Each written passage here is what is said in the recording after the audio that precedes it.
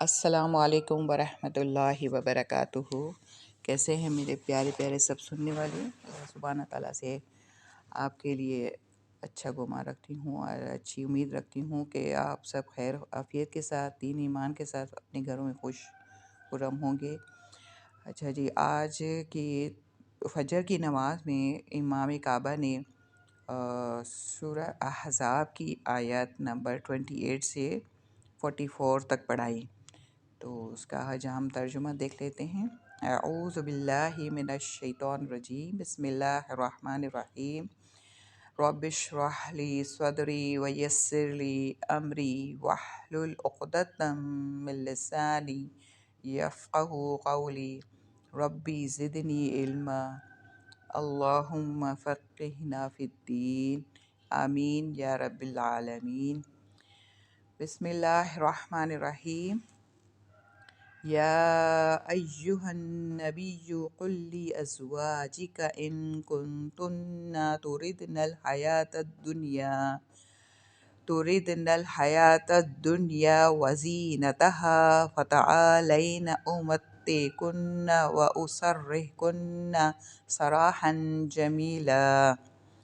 بسم اللہ الرحمن الرحیم۔ شروع اللہ کے نام سے جو بڑا مہربان نہایت رحم فرمانے والا ہے۔ اے نبی صلی اللہ علیہ وسلم، اپنی بیویوں سے کہو، اگر تم دنیا اور اس کی زینت چاہتی ہو تو آؤ میں تمہیں کچھ دے دلا کر بھلے طریقے سے رخصت کر دوں، اور اگر تم اللہ اور اس کے رسول صلی اللہ علیہ وسلم اور دار آخرت کی طالب ہو تو جان لو کہ تم میں سے جو نیکوکار ہیں اللہ نے ان کے لیے بڑا اجر مہیا کر رکھا ہے۔ یہ آیت اس زمانے میں نازل ہوئی۔ اس کا شان نزول یہ بتایا جاتا ہے کہ مسلمانوں کے کچھ حالات بہتر ہو گئے تو کچھ ان کے پاس کچھ مال آ گیا، تو کیونکہ اور دوسرے عام مومنین کے پاس کچھ نہ کچھ ان کو مال غنیمت مل رہا تھا، تو اسی طرح سے حضرت محمد صلی اللہ علیہ وسلم کی تمام کی ازواج مطہرات جو تھیں ہماری، ہمارے نبی پاک صلی اللہ علیہ وسلم کی بیویاں جو ہیں، وہ ان سے اپنے تھوڑا سا نان نفقے کی انہوں نے فرمائش کر دی اور کہا کہ ہمارا بھی تھوڑا نان نفقہ بڑھنا چاہیے اور ہمارے ہاتھ میں بھی کچھ پیسے ہو تاکہ ہم بھی اپنے ہاتھ سے کچھ صدقہ خیرات کر سکیں۔ یہ بات آپ صلی اللہ علیہ وسلم کو بہت ناگوار گزری، اور آپ صلی اللہ علیہ وسلم جو ہے نا ناراض ہو کر چلے گئے، گھر سے چلے گئے۔ تقریباً 1 مہینے کے لیے انہوں نے اپنی بیوی سے کنارہ کشی اختیار کر لی، اور پورے مدینہ میں یہ مشہور ہو گیا کہ آپ صلی اللہ علیہ وسلم نے معاذ اللہ آپ صلی اللہ علیہ وسلم نے اپنی ساری بیویوں کو ایک ساتھ طلاق دے دی ہے۔ انہوں نے اصل میں ایلا کیا تھا، یعنی سیپریشن، ایک طرح سے سیپریٹ ہو گئے تھے اپنی بیویوں سے۔ 1 مہینے کے بعد جب یہ آیات نازل ہوئیں تو آپ صلی اللہ علیہ وسلم نے تمام بیویوں کو اپنے ازواج کو بلایا اور سب سے باری باری سب سے کہا کہ یہ آیت آپ لوگ کے لیے اتری ہیں، اور آپ اگر چاہیں تو اپنے گھر والوں سے مشورہ کر کے اور پھر مجھے جواب دیجیے گا کہ آپ کیا چاہتی ہیں۔ سب سے پہلے حضرت عائشہ صدیقہ کو آپ صلی اللہ علیہ وسلم نے یہ آیات سنائی، اور پھر حضرت عائشہ سے کہا کہ آپ اپنے باپ سے مشورہ کر کے اور اس کے بعد پھر ہمیں جواب دیجیے گا۔ اور یہ آیت تھی کہ تھوڑی سخت آیت تھی، ظاہر ہے ازواج مطہرات کے لیے یہ فیصلہ کرنا بہت ہی یعنی وہ تھا کہ ان کو یہ اندازہ ہی نہیں تھا کہ یہ بات آپ صلی اللہ علیہ وسلم کو اتنی گراں گزرے گی، لیکن آپ صلی اللہ علیہ وسلم نے کے اوپر جب یہ آیات نازل ہوئی تو ظاہر ہے آپ صلی اللہ علیہ وسلم نے اپنی بیویوں کو یہ آیتیں سنانی تھی۔ تو کیا تھی آیت؟ اے نبی صلی اللہ علیہ وسلم، اپنی بیویوں سے کہو، اگر تم دنیا اور اس کی زینت چاہتی ہو تو آؤ میں تمہیں کچھ دے دلا کر بھلے طریقے سے رخصت کر دوں، اور اگر تم اللہ اور اس کے رسول صلی اللہ علیہ وسلم اور دار آخرت کی طالب ہو تو جان لو کہ تم میں سے جو نیکوکار ہیں اللہ نے ان کے لیے بڑا اجر مہیا کر رکھا ہے۔ سبحان اللہ، کتنی زبردست آیت ہے۔ یعنی ہمیں اس سے کیا سبق ملتا ہے؟ یہ کہ ہم یعنی as a being a woman, ہم سب کے لیے یہ جو ہے سبق ہے کہ ہم اپنے شوہر حضرات کو دنیا کی اسٹیٹس کے لیے، دنیا کے مطلب جو ہمارا لائف سٹائل بہت زیادہ ہائی لیول کا ہو گیا ہے، اس کے لیے ہم اپنے شوہر حضرات کو بہت زیادہ تنگ کرتی ہیں خواتین. اکثر دیکھا گیا ہے کہ ان کے جو بھی اخراجات ہوتے ہیں جتنا بھی دیتے ہیں میل ان کے جو گھر کے افراد ہیں وہ جو دیتے ہیں تو ان میں سے ان کا جو ہے نا گزارا نہیں ہوتا، چونکہ مہنگائی بھی بہت زیادہ ہے. اس کے حساب سے پھر ہم نے اپنا لائف سٹائل بھی زیادہ ہائی لیول کا کر دیا ہے. تو خواتین جو ہے نا اپنی گھر کے مردوں کو بہت تنگ کرتی ہیں کہ ہمیں ہمارا نفقہ بڑھائیں، ہمیں پیسہ دیں اور ہم یہ کریں اور وہ کریں. آپ سوچیں کہ آپ صلی اللہ علیہ وسلم کی وائفس کی کتنی سادہ زندگی تھی، اور وہ صرف اس لیے اپنے نفقہ بڑھوا رہی تھی کہ تھوڑا سا اپنے ہاتھ سے صدقہ کر سکیں. یہ بات بھی اللہ کو پسند نہیں آئی کہ یہ اس طرح نبی پاک صلی اللہ علیہ وسلم کی وائفس ہو کر اور اتنا بڑا ان کا درجہ، اور وہ صرف دنیا کی زینت چاہتی ہے، دنیا کے بارے میں سوچ رہی ہوں، آخرت کا کیوں نہیں سوچ رہی. بہرحال پھر جب یہ آیات آئیں تو پھر حضرت عائشہ نے سب سے پہلے جواب دے کہ اے اللہ کے رسول صلی اللہ علیہ وسلم، کیا میں اس بارے میں کیا اپنی باپ سے مشورہ کروں گی کہ مجھے دنیا چاہیے کہ یا آپ صلی اللہ علیہ وسلم کا ساتھ؟ تو میں آپ ہی کو چنوں گی اس بارے میں. بہرحال انہوں نے سب نے ایک ہی جواب دیا کہ ہمیں صرف اللہ اور اس کے رسول ہی چاہیے، اور آخرت کے جو بھی انعامات ہیں ہم تو اسی کو چاہتے ہیں. پھر فرمایا نبی صلی اللہ علیہ وسلم کی بیویوں تم میں سے جو کسی صریح فحش حرکت کا ارتکاب کرے گی اسے دوہرا عذاب دیا جائے گا. یعنی نعوذ باللہ یہ نہیں کہ جو ازواج مطہرات تھی پاک دنیا کی پاک ترین خواتین تھی تو ان میں سے کوئی ایسا فحش کام کرنے کا کوئی خدشہ تھا، بلکہ یہ جو انہوں نے مطالبہ کیا یہ بات بھی جو ہے نا ان کے مرتبے کو کم کرنے والی بات تھی. تو یہ بات بھی اللہ سبحانہ تعالیٰ کو پسند نہیں ہے، اور کہا کہ یہ فحش یعنی اس پہ یہ آیت ہوتی ہے کہ نبی صلی اللہ علیہ وسلم کی بیویوں تم میں سے جو کسی فحش حرکت صریح فحش حرکت کا ارتکاب کرے گی اسے دوہرا عذاب دیا جائے گا. اللہ کے لیے بہت آسان کام ہے، اور تم میں سے جو اللہ اور اس کے رسول صلی اللہ علیہ وسلم کی اطاعت کرے گی اور نیک عمل کرے گی اس کو ہم دوہرا اجر دیں گے، اور ہم نے اس کے لیے رزق کریم مہیا کر رکھا ہے. نبی صلی اللہ علیہ وسلم کی بیوی ہو تم عام عورتوں کی طرح نہیں ہو.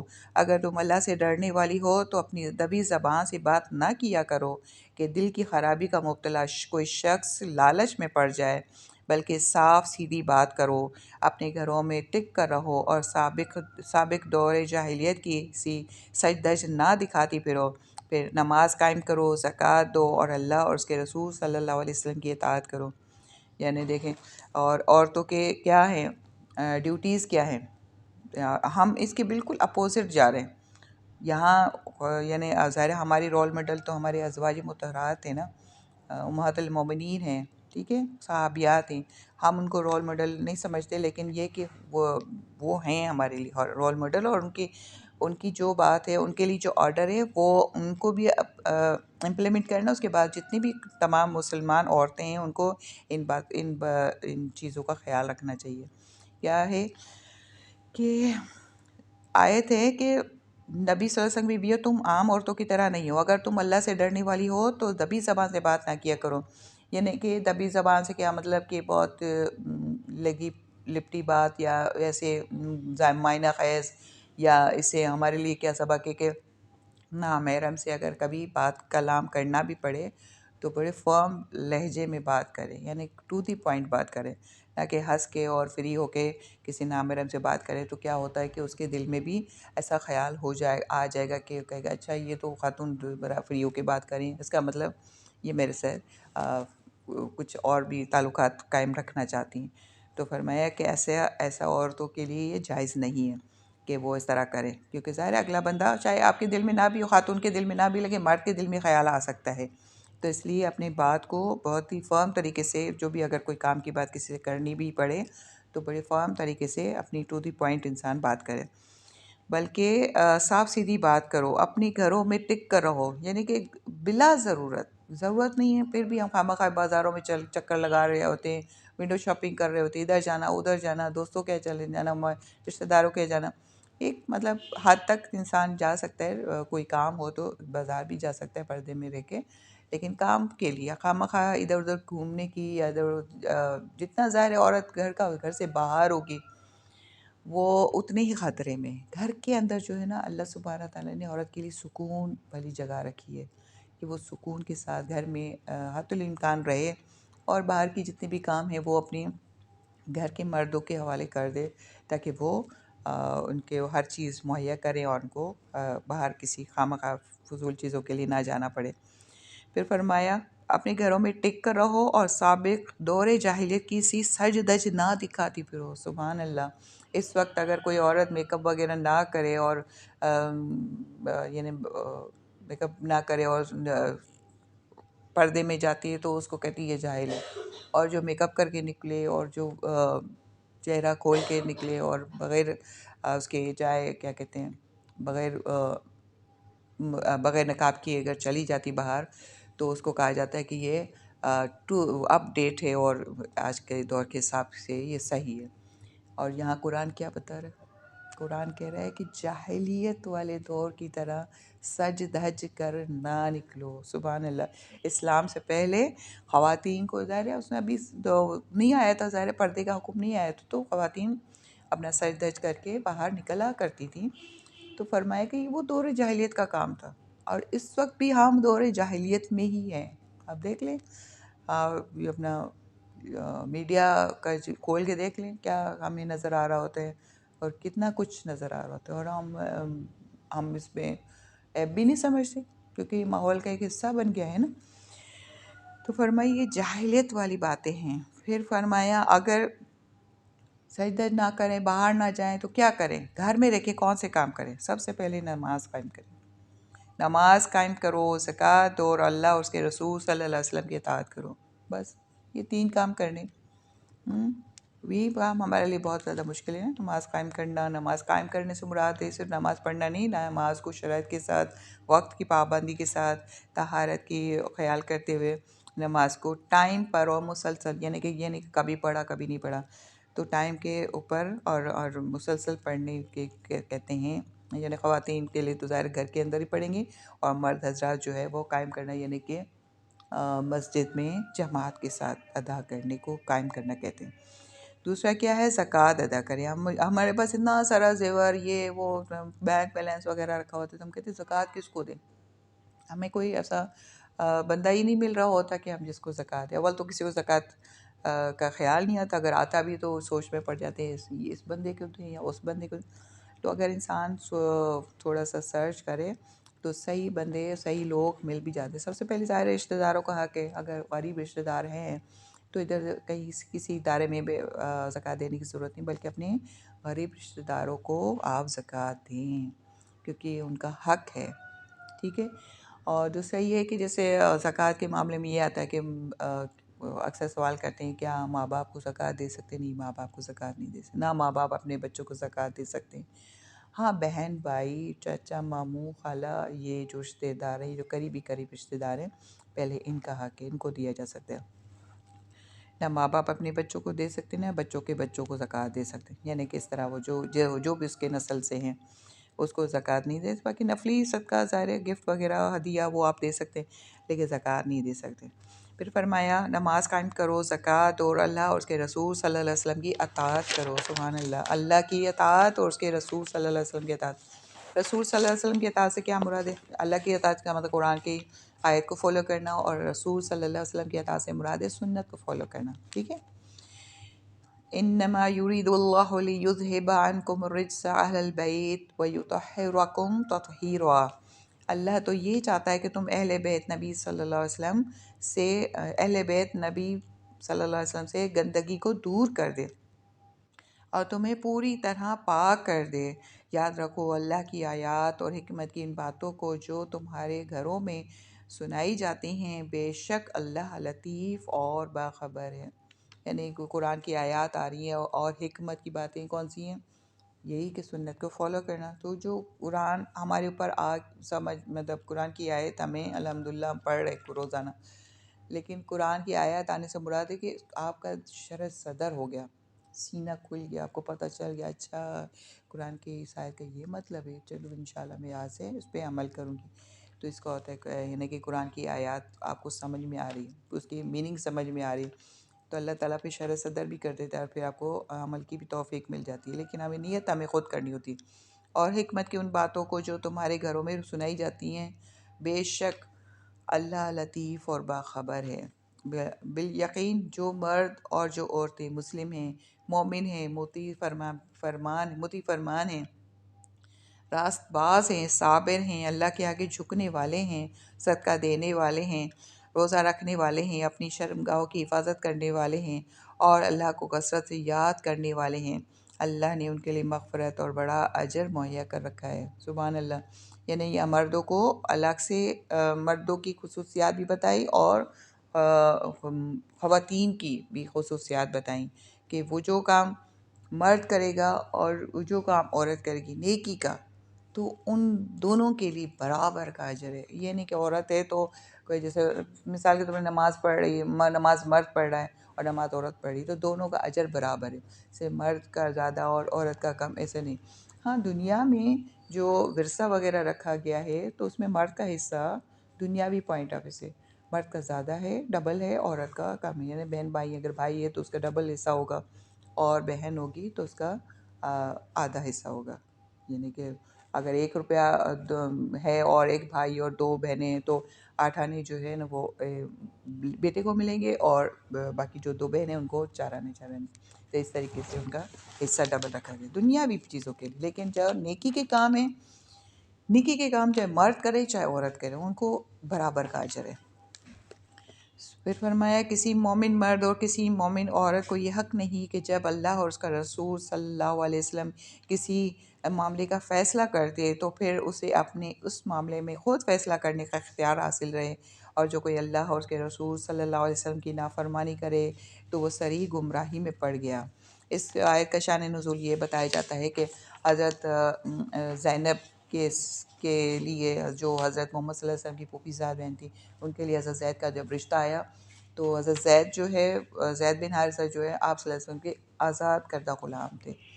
تو ظاہر ہے ان کی نسل کا پیچھے سے کچھ پتہ نہیں چل رہا تھا، تو غلام فیملی سے غلام فیملی کو ظاہر ہے اس زمانے میں کوئی وہ نہیں تھی کہ اس کا سب نسب نہیں پتہ، تو اس حساب سے حضرت زینب جو ہے نا ان سے نکاح نہیں کرنا چاہتی تھی، لیکن آپ صلی اللہ علیہ وسلم کے مطلب ظاہر ہے ان کی خاندان سے تھی، تو آپ صلی اللہ علیہ وسلم نے جب کہہ دیا کہ اللہ اور اس کے رسول کا یہ فیصلہ ہے تو پھر کون ہوتا ہے کہ انکار کر سکے، تو انہوں نے پھر حامی بھر لی تھی، پھر ان کا ان کے سے نکاح ہو گیا تھا۔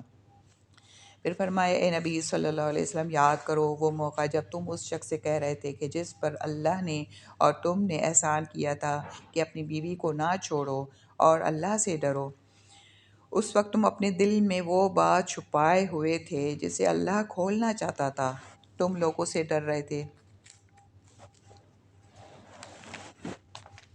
حالانکہ اللہ اس کا زیادہ حقدار ہے کہ تم اس سے ڈرو۔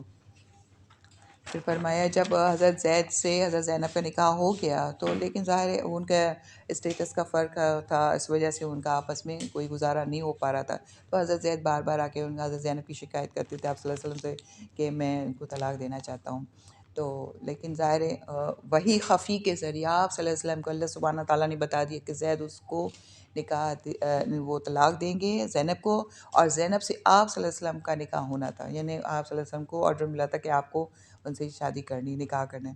تو لیکن ظاہر ہے اس وقت یہ رسم تھی کہ جو منہ بولا بیٹا ہوتا تھا اس کو سگے بیٹے کی طرح ہی ٹریٹ کیا جاتا تھا، تو جو ظاہر بیٹے کی جو بیوی ہے وہ بہو ہوئی، تو آپ صلی اللہ علیہ وسلم چاہ رہے تھے کہ یہ شادی چونکہ نہ ٹوٹے، اور تو ظاہر نہیں طلاق نہیں ہوگی تو مجھے بھی شادی نہیں کرنی پڑی، اس حساب سے وہ چاہ رہے تھے کہ حضرت زید جو ہے ان کے ساتھ گزارا کریں۔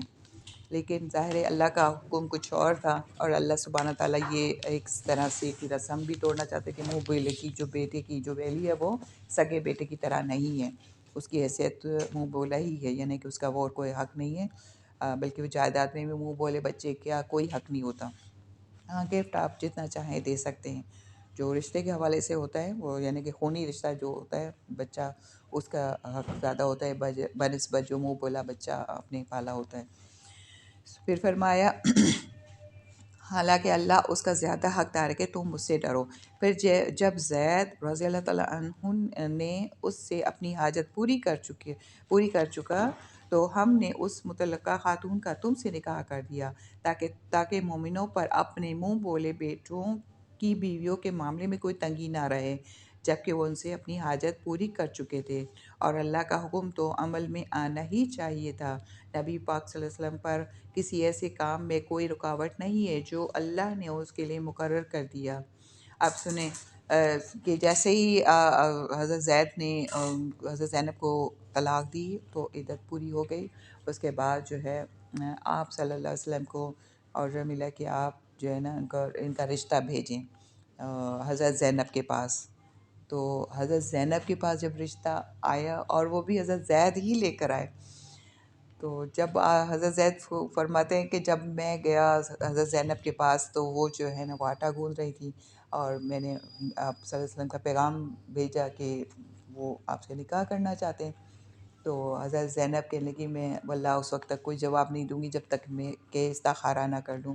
وہ گئی نماز پڑھنے لگی، استخارہ کرنے لگی، اتنے میں اللہ سبحانہ تعالیٰ کی طرف سے آیت آ گئی کہ اللہ سبحانہ تعالیٰ نے فرما دیا کہ حضرت زینب کا نکاح ہم نے آپ سے کر دیا، اب آپ سے رخصت کر کے لے کر آئے۔ سبحان اللہ، یعنی اللہ سبحانہ تعالیٰ نے خود ان کا نکاح حضرت زینب کا حضرت محمد صلی اللہ علیہ وسلم سے کر دیا۔ اسی طرح پوری لائف میں حضرت زینب جو ہے نا تمام ازواج مطہرات کو بڑے فخریہ انداز میں کہتی ہے کہ تم لوگوں کا نکاح تو جو ہے نا آپ صلی اللہ علیہ وسلم کے ساتھ زمین پہ ہوا ہے، فرش پہ، اور میرا نکاح تو اللہ نے خود عرش پہ کیا۔ سبحان اللہ، یعنی ایک ان کو ایک آنر ملا تھا۔ پھر فرمایا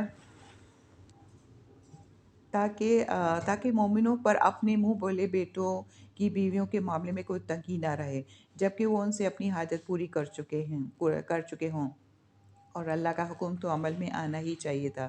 نبی صلی اللہ علیہ وسلم پر کسی ایسے کام میں کوئی رکاوٹ نہیں ہے جو اللہ نے اس کے لیے مقرر کر دیا ہو۔ یہی اللہ کی سنت ان سب انبیاء علیہ السلام کے معاملے میں رہی ہے جو پہلے گزر چکے ہیں۔ ظاہر ایک سخت فیصلہ تھا آپ صلی اللہ علیہ وسلم کے لیے حضرت زینب سے نکاح کرنا، لیکن چونکہ اللہ کا حکم تھا، لیکن اللہ سبحانہ تعالیٰ نے فرمایا کہ یہ اللہ کا حکم ہے، چاہے وہ آپ کو بات پسند ہو یا نہ ہو، آپ نے یہ کام کرنا ہے۔ دوسرا یہ کہ ایک طرح کی یہ جو عربوں میں جو رسم تھی کہ منہ بولے بیٹے کی جو بیوی ہوتی وہ بہو کے مانند ہوتی، تو وہ اس رسم کو بھی ختم کرنا تھا۔ فرمایا جو اللہ نے اس کے لیے مقرر کر دیا ہو، یعنی یہی اللہ کی سنت ان سب انبیاء علیہ السلام کے معاملے میں رہی ہے جو پہلے گزر چکے ہیں، اور اللہ کا حکم ایک قطعی شدہ فیصلہ ہوتا ہے۔ یہ اللہ کی سنت ہے ان لوگوں کے لیے جو اللہ کے پیغامات پہنچاتے ہیں اور اسی سے ڈرتے ہیں، اور ایک خدا کے سوا کسی سے نہیں ڈرتے، اور محاسبے کے لیے بس اللہ ہی کافی ہے۔ اے لوگو، محمد صلی اللہ علیہ وسلم تمہارے مردوں میں سے کسی کے باپ نہیں ہے، مگر وہ اللہ کے رسول صلی اللہ علیہ وسلم اور خاتم النبیین ہیں، اور اللہ ہر چیز کا علم رکھنے والا ہے۔ یعنی محمد صلی اللہ علیہ وسلم کے بارے کی ایک حیثیت تمام دنیا کے مردوں کے لیے ظاہر ہو گئی کہ مردوں میں سے کسی کے باپ نہیں، ظاہر ان کے کوئی بیٹا جو ہے وہ جو بھی 2 یا 3 بیٹے پیدا ہوئے تھے وہ چھوٹی ایج میں ہی ان کا انتقال ہو گیا تھا، تو ان کی بیٹیاں ہی تھیں، صرف 4 بیٹیاں۔ ٹھیک ہے، فرمایا کہ تم مردوں میں سے کہ محمد صلی اللہ علیہ وسلم محمد صلی اللہ علیہ وسلم تمہارے مردوں میں سے کسی کے باپ نہیں ہیں، یعنی حضرت زید بن حارثہ کو اگر انہوں نے پالا تھا تو وہ باپ نہیں ہے، بلکہ وہ ان کو صرف باپ کی حیثیت، یعنی باپ کا پیار دیا لیکن باپ کی طرح نہیں ہے۔ اور ان کی حیثیت کیا ہے؟ وہ اللہ کے رسول صلی اللہ علیہ وسلم اور خاتم النبیین ہیں، آخری پیغمبر ہیں، اور اللہ ہر چیز کا علم رکھنے والا ہے۔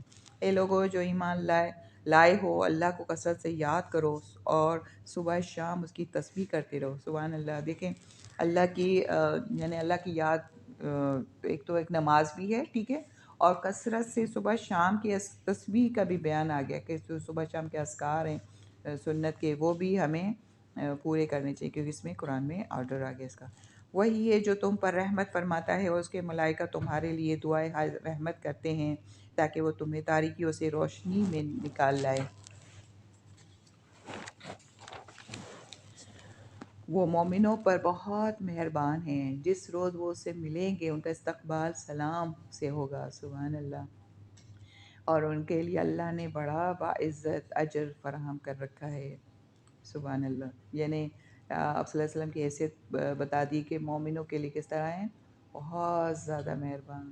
اور جس روز مومن آپ صلی اللہ علیہ وسلم سے ملاقات کریں گے تو ان کا استقبال کیا ہوگا؟ سلام. سبحان اللہ. گفٹ ہوگا آپ صلی اللہ علیہ وسلم کی طرف سے تمام مومنوں کے لیے، اور ان کے لیے اللہ نے بڑا باعزت اجر فراہم کر رکھا ہے. صدق اللہ العظیم. سبحان ربک رب العزت عما یصفون وسلام علی المرسلین والحمد للہ رب العالمین. السلام علیکم ورحمۃ اللہ وبرکاتہ.